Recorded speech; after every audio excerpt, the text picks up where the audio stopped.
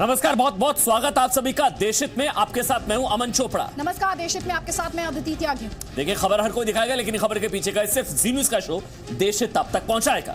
जी हां, और उसमें कैसे देश का हित है, आपका हित है, देशहित आपको दिखाता है। लेकिन उससे पहले हम आपको दिखाते हैं 20 बड़ी खबरें। पुलवामा हमले के बाद खबर ये आ रही है कि भारत की पाकिस्तान पर बड़ी कार्रवाई हुई है। पाकिस्तान का पानी अब रोकेगा भारत। पाकिस्तान जाने वाली तीनों नदियों का पानी का रुख मोड़ देगा भारत। यमुना में भेजा जाएगा सिंधु, झेलम और चेनाब का पानी। केंद्रीय मंत्री नितिन गडकरी ने किया ऐलान। पीएम मोदी के नेतृत्व में लिया गया पाकिस्तान के पानी रोकने पर फैसला। भारत में एक और पुलवामा जैसे हमले की साजिश। पाकिस्तान से भेजे गए हथियार, बंदरगाहों को निशाना बनाने के लिए आतंकियों को पानी में ट्रेनिंग। पुलवामा का बदला लेने से पहले ही घबराया पाकिस्तान। पाक अधिकृत कश्मीर के लोगों को एलओसी से दूर रहने का आदेश। रात में सफर करने पर भी रोक। पुलवामा हमले के बाद भारत की कार्रवाई से डरा पाकिस्तान। प्रधानमंत्री इमरान खान ने राष्ट्रीय सुरक्षा परिषद की बैठक ली। कश्मीर में तैनाती पर विमान से श्रीनगर जाएंगे जवान। पुलवामा आतंकी हमले के बाद केंद्र सरकार का बड़ा फैसला। पुलवामा हमले पर कांग्रेस की सियासत पर बीजेपी का पलटवार। अमित शाह ने कहा, आतंकियों के खात्मे पर रोने वाले कांग्रेस सर्टिफिकेट ना दे। रविशंकर प्रसाद ने कहा, पुलवामा हमले पर कांग्रेस और इमरान खान के सुर एक जैसे। पीएम मोदी की अगुवाई में देश नहीं झुकेगा। पुलवामा हमले पर लोगों के गुस्से पर उमर अब्दुल्ला का विक्टिम कार्ड। कहा, एक कौम को बदनाम करने की साजिश। एलओसी पर लगातार तीसरे दिन पाकिस्तान ने सीजफायर तोड़ा। पुंछ में पाकिस्तान की गोलीबारी, भारत ने मुंहतोड़ जवाब दिया। उत्तर प्रदेश में Bahujan Samaj party 38 seat, Samajwadi party 37 सीटों पर लड़ेगी चुनाव। सीटों के बंटवारे की लिस्ट जारी। समाजवादी पार्टी और बीएसपी के गठबंधन से नाराज है मुलायम सिंह यादव। कहा, अपने ही लोग पार्टी खत्म कर रहे हैं। पीएम मोदी ने सोल में बापू की मूर्ति का अनावरण किया। आतंकवाद को दुनिया के लिए बड़ा खतरा बताया। रफाल डील पर फैसले की समीक्षा वाली अर्जी पर सुनवाई करेगा सुप्रीम कोर्ट। चीफ जस्टिस ने कहा, केस की लिस्टिंग के लिए नई बेंच बनानी पड़ेगी। स्वदेशी फाइटर जेट तेजस में आर्मी चीफ ने भरी उड़ान। तेजस को कल ही ऑपरेशनल क्लियरेंस मिला है। ईपीएफओ ने 6 करोड़ लोगों को तोहफा दिया। ईपीएफ पर ब्याज दर 0.10% बढ़ाई गई। अब 8.65% है ब्याज दर। महाराष्ट्र में किसानों का विरोध प्रदर्शन। नासिक से मुंबई तक विरोध मार्च। सरकार पर वादा खिलाफी का आरोप। विशाखापट्टनम पहुंचे एमएस धोनी। भारत और ऑस्ट्रेलिया के बीच 24 फरवरी को पहला T20 मैच। और देशहित में अब आपको दिखाते हैं आज के 5 बड़े सवाल। जी हां, बूंद बूंद को तरसेगा पाकिस्तान। एमएफएन स्टेटस वापस। इंपोर्ट ड्यूटी 200% करने के बाद भारत ने पाकिस्तान का पानी रोकने का फैसला कर लिया है। तो सवाल ये, क्या भूख के साथ साथ अब पानी के लिए बिना भी मरेगा पाकिस्तान? इधर पुलवामा हमले के 7 दिन बाद बुलाई गई प्रेस कॉन्फ्रेंस में आज कांग्रेस ने लगभग पाकिस्तान को क्लीन चिट देते हुए इसे स्थानीय आतंकवादियों की करतूत बताया। बीजेपी की तरफ से केंद्रीय मंत्री रविशंकर प्रसाद ने कहा कि पाकिस्तान और कांग्रेस की भाषा में कोई फर्क नहीं। तो क्या आतंकवाद दुनिया भारत के साथ, कांग्रेस का विश्वासघात। आतंकवादियों के साथ साथ आपको बता दें, अलगाववादियों के भी बुरे दिन शुरू हो चुके हैं। आतंक के खिलाफ लड़ाई की मुहिम जारी रखते हुए सरकार की तरफ से 22 अलगाववादियों और 150 से ज्यादा नेताओं की सुरक्षा हटा दी गई है। तो सीधा सा सवाल ये, क्या घाटी में पाकिस्तान परस्त अलगाववादियों के अच्छे दिन खत्म? और साथ ही पुलवामा हमले के बाद भारत सरकार के सख्त फैसलों की वजह से पाकिस्तान में यकीन मानिए हाहाकार मचा हुआ है। व्यापारी सड़कों पर हैं, बॉर्डर पर सारा माल सड़ रहा है। यही नहीं, पाकिस्तान में टमाटर अब 200 रुपए प्रति किलो बिक रहे हैं। भारत के एक्शन से पाकिस्तान में क्या ये महंगाई की सर्जिकल स्ट्राइक? वहीं कुलभूषण जाधव मामले में अंतर्राष्ट्रीय कोर्ट में पाकिस्तान की बदसलूकी का भारत ने करारा जवाब दिया है। जी हां, हार सामने देखकर पाकिस्तान अब ओछी हरकतों पर उतरा है। तो क्या कुलभूषण जाधव पर हार के डर से बदसलूकी पर उतरा है पाकिस्तान? तो देशहित में आपको बता दें, पुलवामा हमले को 7 दिन पूरे हो चुके हैं। देश आतंक के खिलाफ एकजुट है, लेकिन कांग्रेस ने शहादत पर सियासत भी शुरू कर दी। आपको दिन भर की सभी खबरों पर हम रिपोर्ट दिखाएंगे, लेकिन पहले 45 सेकंड में आप इस पूरी खबर को समझिए। पुलवामा हमले के 7 दिन बाद मोदी सरकार ने बहुत बड़ा फैसला लिया है। 3 नदियों से पाकिस्तान जाने वाला पानी रोका जाएगा। पानी का रास्ता मोड़कर यमुना की तरफ ले जाया जाएगा। तो साफ है कि पाकिस्तान बूंद बूंद को तरस जाएगा। वहीं कांग्रेस ने आज हमले के 7वें दिन कहा कि वो 1 हफ्ते तक शहादत के सम्मान में चुप थी। लेकिन अब मोदी सरकार को घेरेगी और कांग्रेस ने कहा कि मोदी को सत्ता की लालसा है। बीजेपी ने पलटवार किया, कहा देश को पीएम मोदी पर विश्वास है। वहीं कश्मीर में सुरक्षा एजेंसियों को पुलवामा जैसे हमले के लिए हरे रंग की कार की तलाश है। अंदेशा है इस कार से फिदायीन हमला किया जा सकता है। पूरे सेक्टर में 5 से 6 आतंकवादियों की घुसपैठ की साजिश की खबर। पाकिस्तान से दक्षिण कश्मीर के लिए हथियार भेजे जाने का भी अंदेशा है। और अब अर्धसैनिक बलों के जवानों को हवाई सफर की इजाजत मिल गई है। पुलवामा हमले में इस्तेमाल की गई कार के पास से जो लोहे का टुकड़ा मिला है, उससे चेसिस नंबर पता लग सकता है, जिससे कार के मालिक तक पहुंचे जाने की कोशिशें की जा रही है। जो लोहे का टुकड़ा मिला है, उसके चेसी नंबर से शायद उस तक पहुंचा जा सके। पुलवामा आतंकी हमले के बाद पाकिस्तान और उसकी जमीन से चल रहे आतंकी संगठन एक बार फिर से कश्मीर में दहशत फैलाने का खौफनाक प्लान बना रहे हैं। लेकिन हमारी खुफिया एजेंसियों ने आतंकवादियों के मंसूबों को न सिर्फ भांप लिया है, बल्कि आतंकियों के नापाक इरादों को रोकने के लिए भी पूरी तरह तैयार है।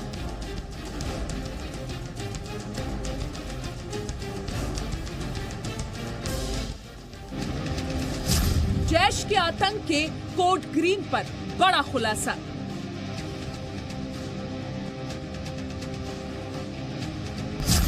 पुलवामा जैसे हमले के लिए हरे रंग की कार तैयार। सुरक्षा एजेंसियों को कश्मीर में एक हरे रंग की स्कॉर्पियो की तलाश है, क्योंकि अंदेशा इस बात का है कि पुलवामा हमले की तरह इस बार हरे रंग की कार से फिदायीन हमला किया जा सकता है। हरे रंग की स्कॉर्पियो कार को शिद्दत से तलाशा जा रहा है और आतंकियों की बातचीत को इंटरसेप्ट किया जा चुका है। सुरक्षा एजेंसियां हाई अलर्ट पर हैं, यानी ये साल आतंकियों का आखिरी साल साबित होने जा रहा है। खुफिया एजेंसियों ने सोशल मीडिया के जरिए जैश ए मोहम्मद के आतंकियों की उस बातचीत को पकड़ा है, जिसमें कहा गया है कि पुलवामा हमले में 200 किलो खिलौने का इस्तेमाल हुआ, लेकिन अब 500 किलो के धमाके के लिए तैयार रहो। खुफिया एजेंसियों को यह खबर भी मिली है कि गुरेज सेक्टर में 5 से 6 आतंकी घुसपैठ के लिए तैयार हैं। हमारी सुरक्षा एजेंसियां उनसे एक कदम आगे की सोच रही हैं। अब कराची से लेकर के कश्मीर तक फैले आतंक को कुचलने की प्लानिंग तैयार हो चुकी है। सूत्रों के मुताबिक जैश ए मोहम्मद और लश्कर ए तैयबा के आतंकियों को पानी के बीच लड़ने की ट्रेनिंग दी जा रही है। पुलवामा हमले की जगह से एनआईए की टीम को एक लोहे का टुकड़ा मिला है। एनआईए को शक है कि लोहे के टुकड़े पर इको कार का चेसिस नंबर मौजूद हो सकता है। एनआईए अब इस चेसिस नंबर की मदद से कार के मालिक तक पहुंच सकती है। ब्यूरो रिपोर्ट, जी मीडिया। अब आपको एलओसी पर जैश की साजिश के बारे में बताते हैं। पाकिस्तान से दक्षिण कश्मीर के लिए हथियारों का बड़ा जखीरा भेजे जाने की खबर है। तंगधार के रास्ते हथियार भेजे जाने की खबर। आपको बताते हैं कि क्या क्या हथियार भेजे जाने का अंदेशा है। अमन, बिल्कुल, 30 assault rifle, 100 hand grenade, 2000 round गोलियां, 9mm की 15 पिस्टल, क्योंकि पाकिस्तान को भारत से बदले का डर सता रहा है, इसलिए आतंकी कैंप्स को पीछे धकेला गया है। ये भी खबर मिली है। और साथ ही आपको ये भी बता दें, माछिल सेक्टर के सामने जनवाई कैंप को पीछे धकेला गया है, पीछे हटाया गया है। केरन सेक्टर के आगे चकोटी कैंप को पीछे धकेला गया। आतंकी कैंप्स को 40 किलोमीटर पीछे धकेल दिया गया है, क्योंकि डर है पाकिस्तान को कि भारत कोई कार्रवाई कर सकता है इन पर। अब एक ऐसी खबर जिसे सुनकर आप भी यही कहेंगे कि काश ये फैसला 7 दिन पहले ले लिया होता, तो शायद आज हिंदुस्तान के 46 घरों में मातम नहीं मनाया गया होता। पुलवामा अटैक के बाद ध्यान से सुनिएगा, अब पैरामिलिट्री जवान जो है, पैरामिलिट्री फोर्सेस के जो जवान हैं, श्रीनगर आने जाने के लिए हवाई सफर कर सकेंगे। गृह मंत्रालय का आदेश है, जिसके मुताबिक अर्धसैनिक बल के जवान दिल्ली श्रीनगर, श्रीनगर दिल्ली, जम्मू श्रीनगर और श्रीनगर जम्मू के बीच किसी भी यात्रा के लिए एयर ट्रैवल कर पाएंगे। केंद्रीय सशस्त्र अर्धसैनिक बलों के सभी जवानों पर यह आदेश लागू होगा। जम्मू कश्मीर में तैनात सीआरपीएफ के 65,000 जवानों के अलावा आपको यह भी बता दें, बीएसएफ, आईटीबीपी, सीआईएसएफ, एसएसबी और एनएसजी को भी इससे फायदा होगा। आदेश के मुताबिक जवान ड्यूटी के दौरान यात्रा करने के अलावा छुट्टी पर श्रीनगर से वापस जाने या फिर वापस आने के लिए भी हवाई यात्रा कर पाएंगे। और पुलवामा हमले के बाद से ये सवाल उठ रहे थे कि आतंकी हमले से बचाने के लिए जवानों को सड़क के बदले हवाई रास्ते से क्यों नहीं भेजा गया था। ये सवाल बार बार पूछा गया था। और कांग्रेस ने किस तरह से शहादत पर सियासत की, यह अब आपको दिखाएंगे।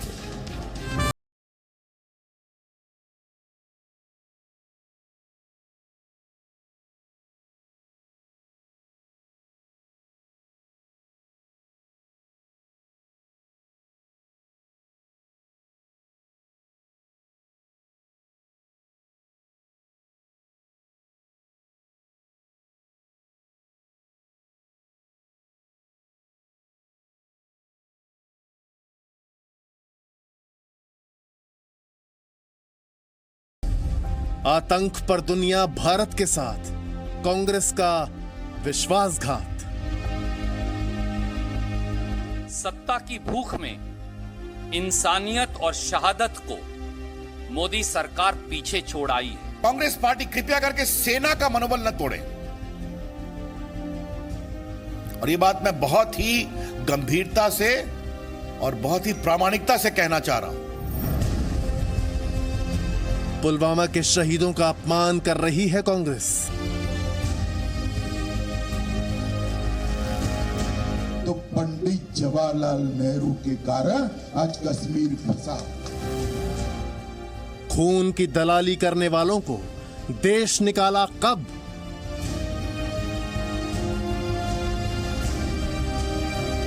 भगवा आतंकवाद पर हारे तो स्थानीय आतंकवाद के सहारे। स्थानीय आतंकियों को सैकड़ों किलोग्राम आरडीएक्स, M4 कार्बाइन और रॉकेट लॉन्चर कैसे मिले? क्या चाहती है कांग्रेस पार्टी कि सारा ऑपरेशनल डिटेल बता दिया जाए? वोट के लिए कौन कर रहा है खून की दलाली? आप एक पूरे कौम को कुर्बान करने के लिए तैयार हैं, वो इलेक्शन जीतने के लिए, तो ये इस मुल्क की सबसे बड़ी बदकिस्मती होगी। रफाल के बहाने शहादत पर सियासत क्यों?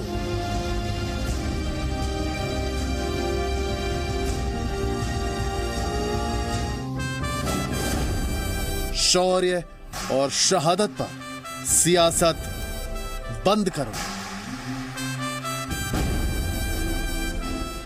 मतलब आपने शब्द सुना रणदीप सुरजेवाला के मुंह से, स्थानीय आतंकवादी, मतलब मसूद अजहर, जैश ए मोहम्मद। हर कोई कह रहा है मैंने आतंकवादी हमला कराया, मसूद अजहर कह रहा है मैंने आतंकवादी हमला कराया, कांग्रेस कह रही है नहीं स्थानीय आतंकवादी थे। तो कुल मिलाकर कांग्रेस पार्टी ने आज पुलवामा हमले पर जो कुछ भी कहा है अमन, वो भाषा भले ही अलग हो लेकिन भाव तो वही रहा, पाकिस्तान वाला। बिल्कुल, जब देश की सरकार आतंकी हमले को लेकर पाकिस्तान को घेर रही है तो कांग्रेस घरेलू आतंकवाद, जैसा कि भी अमन आपसे कह रहे थे, स्थानीय आतंकवाद की थियरी क्यों दे रही है? सवाल आप भी पूछ रहे होंगे। क्या शौर्य और शहादत पर सियासत करने से देश कमजोर नहीं होगा? क्या कांग्रेस ने इन आरोपों से देश की, यानी हमारे और आपके देश भारत की छवि खराब करने का काम तो नहीं किया?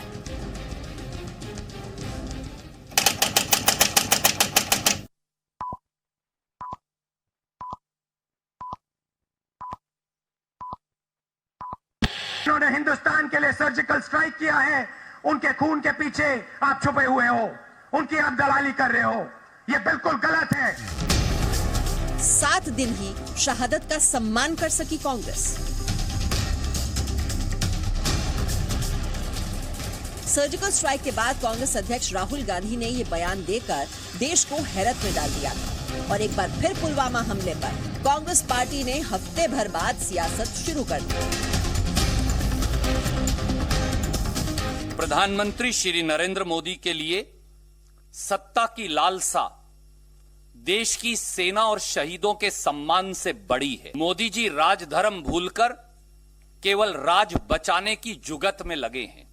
मैं कांग्रेस पार्टी से कहूंगा, देश की एकता को कमजोर न करें और देश की रिजॉल्व को कमजोर नहीं करें। वैसे भी कांग्रेस पार्टी की इतनी ताकत नहीं है कि वो देश की साहस और देश की मजबूती को कमजोर कर सके। बीजेपी अध्यक्ष अमित शाह ने कहा कि आतंकवाद के खिलाफ मोदी सरकार की जीरो टॉलरेंस की नीति है। अमित शाह ने कहा कि कांग्रेस राजनीति कर रही है। यही कांग्रेस पार्टी जब सेना के जवान सर्जिकल स्ट्राइक करते हैं तो उस पर शंका पैदा करती है। यही कांग्रेस पार्टी के अध्यक्ष जब सर्जिकल स्ट्राइक होती है तो वो कहते हैं कि जवानों की खून की दलाली कर रहे हो। आतंकवाद ने पूरी मानवता को ललकारा है। ऐसे समय महात्मा गांधी का संदेश आतंकवाद के खिलाफ लड़ाई लड़ने के लिए मानवतावादी शक्तियों को एक करने की प्रेरणा देता है। प्रधानमंत्री मोदी विदेशी जमीन पर आतंक के खिलाफ बापू के संदेश को याद करके मानवतावादी शक्तियों को एक करने की बात कर रहे थे, और देश में ही आतंकी हमले पर कांग्रेस ने उसी एकता को चोट पहुंचाई। सवाल यह है कि देश हित के मुद्दों पर कांग्रेस पार्टी सियासत करके पाकिस्तान को फायदा क्यों पहुंचा रही है। कांग्रेस पार्टी मोदी सरकार को घेरे लेकिन देश की छवि धूमिल होने का ध्यान क्यों नहीं रखती है। क्या कांग्रेस पार्टी के स्टैंड से पाकिस्तान इन बयानों को भारत के खिलाफ इस्तेमाल नहीं करेगा। देश के चूल्हे बंद पड़े, प्रधानमंत्री जी चाय नाश्ता उड़ा रहे हैं। ब्यूरो रिपोर्ट, जी मीडिया। और अमन, कुल मिलाकर ऐसी बयानबाजी देखकर सवाल सीधा सही आता है, दल हित देश हित से बड़ा कैसे हो सकता है। और कांग्रेस का तो ऐसा लंबा इतिहास है ऐसे बयानों का। अब आपको दिखाते हैं कि कैसे कांग्रेस के नेता अलग अलग मौकों पर कश्मीर पर भारत के स्टैंड को नुकसान पहुंचाते रहे और पाक परस्त रहे हैं। जी हाँ, इन बयानों को देखिए और समझिए कि कैसे इन बयानों से पाकिस्तान को मदद मिलती है। कांग्रेस अध्यक्ष राहुल गांधी ने कहा था कि सर्जिकल स्ट्राइक पर जवानों के खून की दलाली हो रही है। नवजोत सिंह सिद्धू शांति के कबूतर उन्होंने बहुत उड़ाए हैं। आतंकवाद का कोई मजहब, जाति या देश नहीं होता। पी चिदम्बरम ने बात की जो उन्होंने कहा कि कश्मीर में आजादी के नारे का मतलब स्वायत्तता है, ऑटोनॉमी है। ऑटोनॉमी है। और गुलाम नबी आजाद का बयान भी आप भूल नहीं सकते हैं। उन्होंने कहा था सेना 4 आतंकियों को मारती है और उसके साथ 20 नागरिक मारे जाते हैं। यही पाकिस्तान कहता है कि सेना सिविलियंस को मार रही है। गुलाम नबी आजाद भी ये कह रहे हैं। याद कीजिए, मणिशंकर अय्यर ने कहा था कि पाकिस्तान को दोष देना बंद करो, कश्मीर हमारी समस्या है, पाकिस्तान को क्यों कोसते हो। दर्द हो रहा था मणिशंकर अय्यर को। और विवादित बयानों की लिस्ट में दिग्विजय सिंह का नाम ना हो नहीं सकता। कश्मीरियों को सेना और आतंकी दोनों मारते हैं, ये दिग्विजय सिंह का दर्द था। संजय निरुपम ने कहा था कि सर्जिकल स्ट्राइक का दावा जो है वो फर्जी है। फर्जिकल स्ट्राइक कहा था संजय निरुपम ने। और यही वो बयान है जो आपको हमें सोचने के लिए मजबूर कर देते हैं कि कांग्रेस के जहन में देश हित है या फिर सिर्फ दल हित। मोदी विरोध के नाम पर पाक परस्ती तो नहीं हो रही, समझ रहे हैं आप। बूंद बूंद से तरसेगा पाकिस्तान। वैसे पाकिस्तान जितना बेशर्म है उतना ही वो अभद्र है। पाकिस्तान के वकील दरअसल। जी हाँ, इंटरनेशनल कोर्ट ऑफ जस्टिस की बात अमन आपसे कर रहे हैं। पाकिस्तान के वकील ने झूठी और फर्जी दलीलें तो दी ही, भाषा की मर्यादा भी भूल गए। इस पर भारत के जो वरिष्ठ वकील हैं हरीश साल्वे, उन्होंने करारा जवाब दिया और समझा दिया कि भारत तर्कों के साथ जवाब देता है। वहीं पाकिस्तान के पास जब कुछ नहीं होता तो वो सिर्फ शोर मचाता है।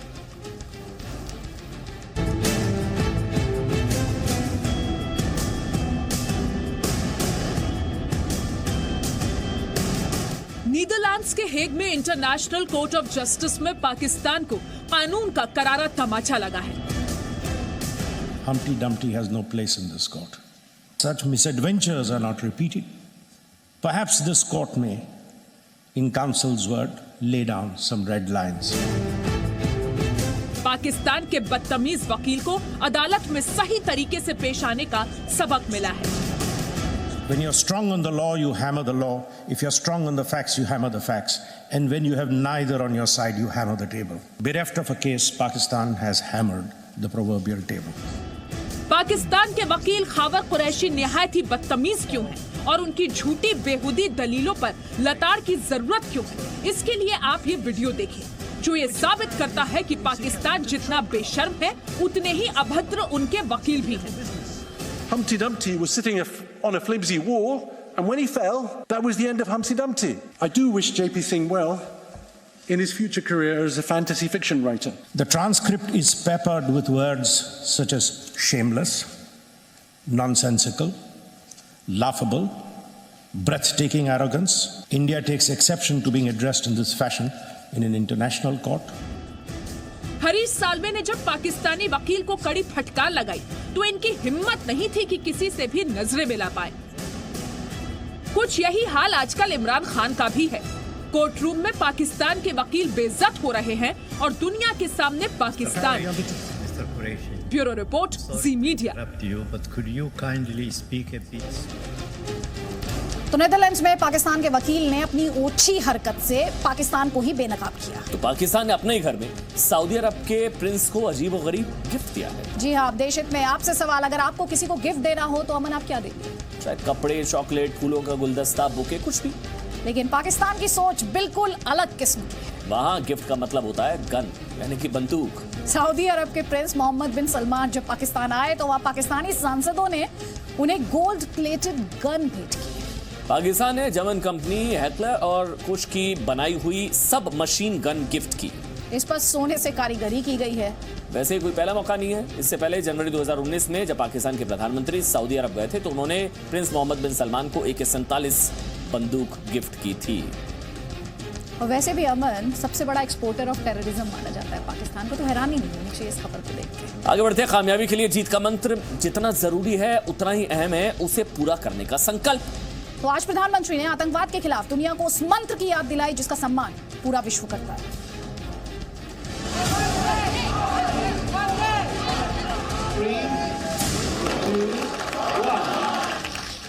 साउथ कोरिया की धरती पर महात्मा गांधी का नमन ये बताने के लिए काफी है कि दुनिया आज हिंदुस्तान और यहाँ से निकले शांति और अहिंसा के संदेशों का कितना सम्मान करती है। लेकिन हिंदुस्तान आतंक से आहत है, इसीलिए पीएम ने आज दुनिया को आतंकवाद पर गांधी का मंत्र दिया। आतंकवाद ने पूरी मानवता को ललकारा है। ऐसे समय महात्मा गांधी का संदेश मानवता की एकता का, आतंकवाद के खिलाफ लड़ाई लड़ने के लिए मानवतावादी शक्तियों को एक करने की प्रेरणा देता है। साउथ कोरिया में पीएम मोदी का आतंकवाद के खिलाफ ये वो संकल्प है जिसे सिर्फ भारतीयों ने ही नहीं बल्कि पूरी दुनिया ने सुना। पीएम ने सभी देशों से एकजुट होने की अपील की। पीएम पहले भी दुनिया के सामने पाकिस्तान को बेनकाब कर चुके हैं। पूरे विश्व में अलग थलग पड़ चुका हमारा पड़ोसी देश जिस तरह की साजिश रच रहा है उससे भारत में अस्थिरता पैदा करने में सफल हो जाएगा तो वो ख्वाब हमेशा हमेशा के लिए छोड़ दे। पीएम मोदी 2 दिन के दक्षिण कोरिया दौरे पर हैं। पीएम मोदी को सियोल शांति पुरस्कार से सम्मानित किया जाएगा। 1988 में सियोल ओलंपिक के सफल आयोजन के बाद ये पुरस्कार शुरू किया गया था। प्रधानमंत्री मोदी इस सम्मान को पाने वाले 14वें व्यक्ति हैं। आतंक के खिलाफ इस जंग में पीएम मोदी पाकिस्तान को दुनिया के सामने बेनकाब करने के साथ ही अलग थलग करने में कोई कोर कसर नहीं छोड़ रहे। यही वजह है कि पाकिस्तान के पास ना तो दुनिया में दोस्त बचे हैं और ना देश चलाने के लिए पैसे। ब्यूरो रिपोर्ट, जी मीडिया। मतलब साफ है कि पाकिस्तान का कटोरा भरने वाला अब शायद कोई मुल्क बचा ही नहीं है। और जैसा कि हमने आपको बताया कि कांग्रेस ने आज प्रेस कॉन्फ्रेंस करके पुलवामा हमले पर सियासत की निचले दर्जे की सियासत की।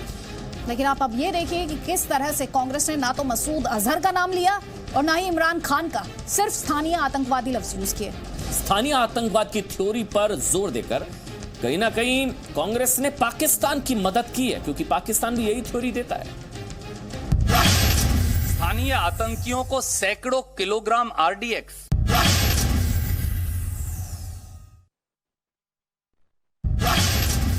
M4 कार्बाइन और रॉकेट लॉन्चर कैसे मिले? और अब आप ये समझिए, सैकड़ों किलोग्राम आरडीएक्स,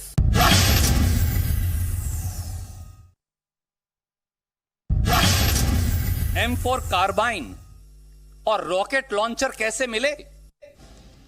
और अब ये समझिए, ये बयान जानबूझकर पाकिस्तानी मीडिया में लूप में चलाया जाएगा, ये बताने के लिए कि आप कहते हैं पाकिस्तान ने हमला कराया, आपके यहाँ के लोग बोल रहे हैं कि वहीं के आपके आतंकी थे, स्थानीय आतंकवादी थे, तो फिर पाकिस्तान अब कांग्रेस पार्टी के जरिए भारत पर हमला करेगा। सबसे बड़ी बात ये हो जाती है, शहादत पर किसी तरह की सियासत की इजाजत नहीं दी जा सकती है। कांग्रेस पार्टी को ये बात समझने की जरूरत है। और आपको ये भी बता दें, कश्मीर से आतंक को खत्म करने के लिए अब जरूरी है कि इसकी जड़ों पर, इसके रूट्स पर प्रहार हो, और सरकार ऐसा कर भी रही है। बिल्कुल, देश हित में एक तरफ लोग कश्मीर से अनुच्छेद 370 हटाने की मांग कर रहे हैं, तो दूसरी ओर भारत में पाकिस्तान के एजेंट की तरह रहने वाले अलगाववादियों की भी सुरक्षा छीन ली गई है।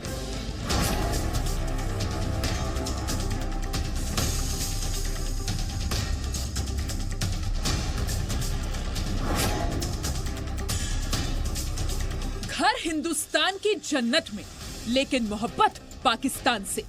जुबान से आतंक के हितैषी और करतूते आतंकियों से भी खतरनाक। पाकिस्तान के एजेंट और हिंदुस्तान की आस्तीन के इन सफेद पोश सांपों पर अब मेहरबानी तो दूर, दया की भी गुंजाइश नहीं रह गई है। अब ना तो ये सुरक्षा कर्मियों के घेरे की ठसक में चलेंगे और ना ही किसी सरकारी सुविधा से ऐश कर सकेंगे।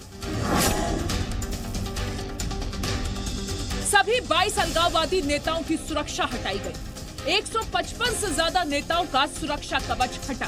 अब सुरक्षा बलों के पास जनता की सेवा के लिए 1000 से ज्यादा जवान और 100 से ऊपर गाड़ियां होंगी। पहली बार ऐसा हुआ है कि जिन अलगाववादियों के घर में बैठ करके कांग्रेस के नेता बिरयानी खाया करते थे, उनकी सुरक्षा छीनी गई है और वो सुरक्षा ले करके हमारे सुरक्षा बलों पर गोलियां और पत्थर चलवाते थे। आज चूहे की बिल में घुसे हैं। आतंक के खिलाफ इस जंग में पाकिस्तान परस्त नेताओं की सुरक्षा सीज करने के साथ साथ देश हित में धारा 370 को भी खत्म करने की मांग उठी है। धारा 370 हटाने की मांग को लेकर हरिद्वार में संतों ने तो जयपुर में छात्रों ने प्रदर्शन किया।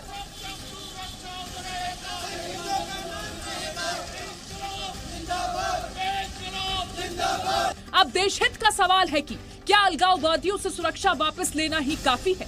क्या इन नेताओं पर देशद्रोह का केस नहीं चलना चाहिए? क्या इन्हें भी आतंकियों की तरह सलाखों के पीछे नहीं भेज देना चाहिए? ब्यूरो रिपोर्ट, जी media.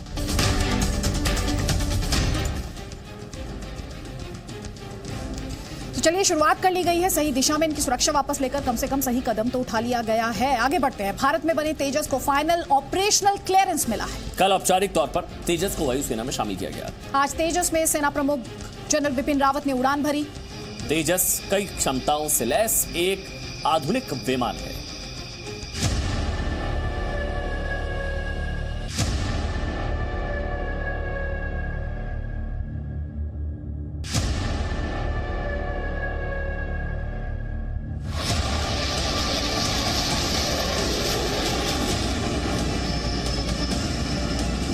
Army chief Bipin Rawat ने देश में बने फाइटर जेट तेजस में पहली बार उड़ान भरी और उन्होंने दुनिया को ये दिखा दिया कि भारत की सेना अजेय है, क्योंकि जब वायुसेना में रफाल, तेजस और सुखोई जैसे एयरक्राफ्ट हों तो थल सेना और भी घातक हो जाती है।